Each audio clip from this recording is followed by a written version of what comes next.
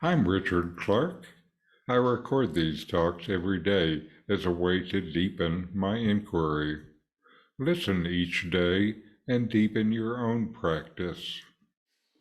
Welcome. I'm reviewing and commenting on the book Talks with Sri Ramana Maharshi. Today is from Talk 383, Part 1.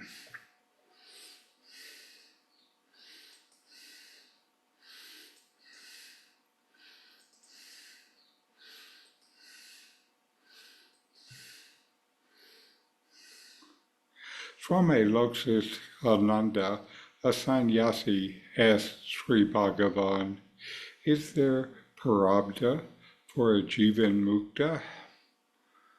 Maharshi, who is the questioner? From whom does the question proceed? Is it a jivan mukta who is asking? Questioner, no, I am not a mukta as yet. Maharshi, then why not let the jivan mukta ask the question for himself? Questioner, the doubt is for me. Maharshi, quite so, the ayani has doubt, but not a yani. Questioner, according to the creed that there is no creation, Ajatavada, the explanations of Sri Bhagavan are faultless. But are they admissible in other schools? Maharshi, there are three methods of approach in Advaita Vada. First, the Ajatavada is represented by no loss, no creation, no one bound, no sadhaka, no one desirous of liberation, no liberation. This is the supreme truth. Mandukya Karaka 232. According to this, there is only one, and it admits of no discussion. In this dialogue, Swami Loksananda, a sannyasi, asks if a jivan mukta is a liberated being, has prarabdha, or residual karma. Ramana Maharshi responds by questioning the questioner's standpoint, leading to a deeper exploration of self-inquiry and Advaita Vedanta principles. Swami Loksananda asks if a jivan mukta experiences prarabdha karma. Prarabdha refers to the portion of past karma that influences one's current life. The question implies a curiosity about whether a liberated being is still subject to the effects of past actions. Ramana responds by asking who is posing the question, asking about the questioner's perspective. Already he's encouraging self-inquiry. Who is the questioner? The questioner admits that he is not a jivan mukta, which Ramana uses to redirect the inquiry back to the self.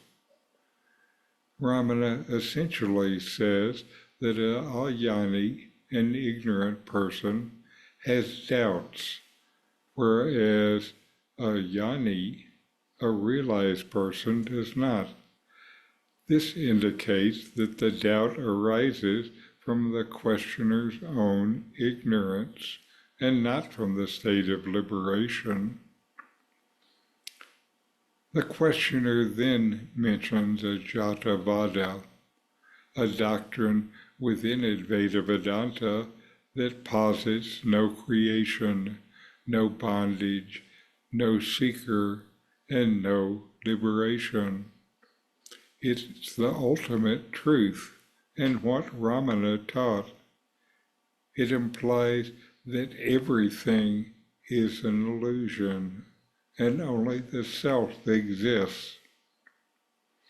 Ramana outlines 3 approaches within Advaita Vedanta, starting with Ajatavada. I will discuss the first of these 3 today, Ajatavada. This view holds that there is no creation, no dissolution, and no multiplicity. Only the one self exists. This is the highest truth, as stated in the Mandukya Karika, which Ramana quotes. There is no creation, no dissolution, no one bound, no one striving for liberation, and no one liberated. This is the ultimate truth. What Ramana taught and what my teacher taught was Ajatavada. By referencing Ajatavada, Ramana highlights that in the highest understanding of Advaita Vedanta, the concepts of karma, bondage, and liberation do not exist. For a Jivan Mukta, one who is with the self, these distinctions are meaningless. From an absolute standpoint, the self is beyond karma. Ramana's response guides the questioner away from theoretical questions about liberation and towards the direct experience of the self. He implies that understanding and resolving such doubts requires transcending the ego and realizing your true nature. By focusing on self-inquiry and realization, Ramana encourages the questioner and you to move beyond intellectual understanding to direct experience, which is free of all doubts and distinctions. So, know yourself and be always free and at peace. The book, Who Am I with Comments, is my take on these early teachings of Ramana Maharshi. It's available on Amazon, free to Kindle subscribers. A link is in the video notes. These videos bring Ramana's teachings into your direct experience. Click subscribe to see more. Click thumbs up to like, and send questions and start a dialogue with a comment.